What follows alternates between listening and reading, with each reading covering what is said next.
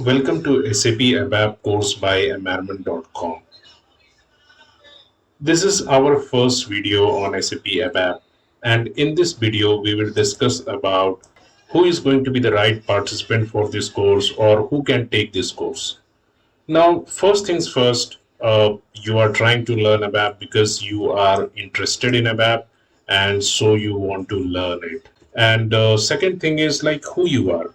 I believe that you might be someone who is a fresh graduate and would like to learn ABAP. And second, you might be someone who is already working into SAP and has some functional knowledge and would like to gain a little bit of technical exposure by learning SAP ABAP. So you might be a functional person already working in SAP. Fine. And the third person who might be interested in learning ABAP is someone who is already working with some programming language and would like to switch to ABAP and would like to switch to ABAP. Fine. So let me tell you over here, like, yes, this course is ideal for all of you. And basically, the only thing that we need to take this course is interest. So if you are interested in ABAP, this is the right course.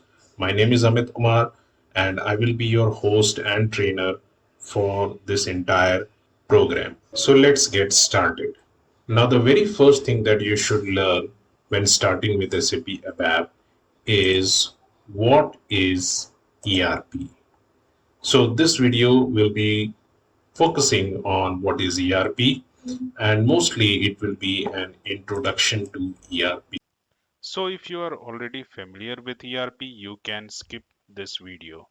So basically ERP stands for Enterprise Resource Planning, and also we will try to learn like why company needs an ERP software. So what is ERP? Let's first understand this.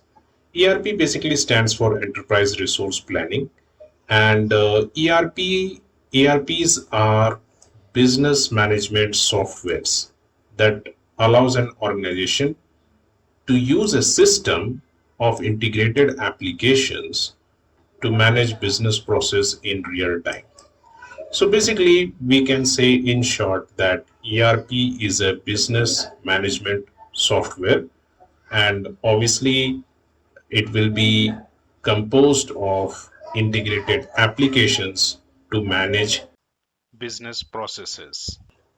The best way to understand ERP is by understanding the meaning of three words, that is enterprise, resource, and planning. So let us understand what is an enterprise. Now, we can say that an enterprise is a company or a business with some goal to achieve, right? So a lot of businesses are there around us, and we can call all of them as enterprise. Now, in order to run an enterprise, we need resources, right?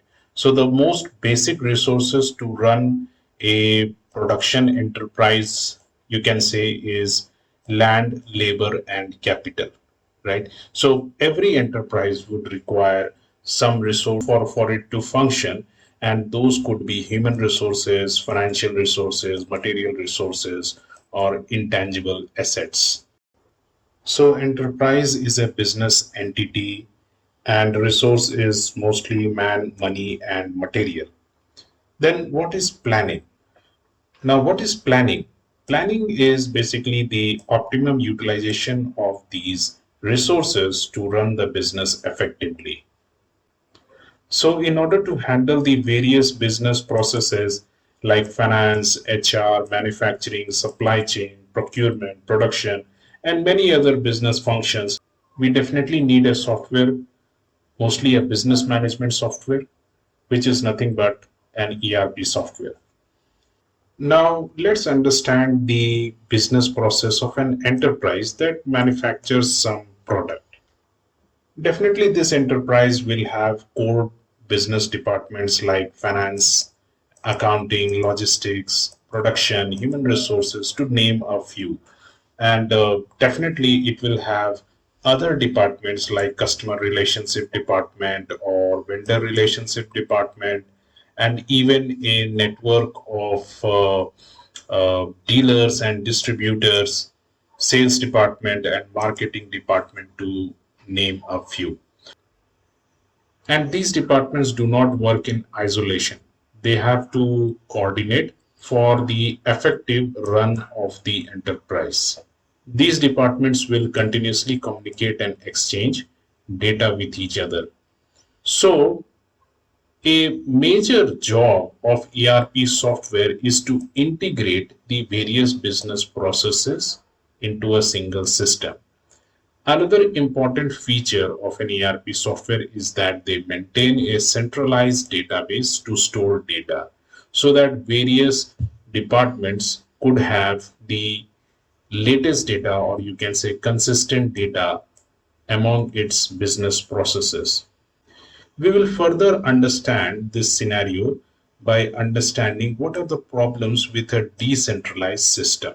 In a decentralized system, each department may maintain its own data, and there is no real time exchange of data between the departments. So, let us understand the business process of a decentralized environment.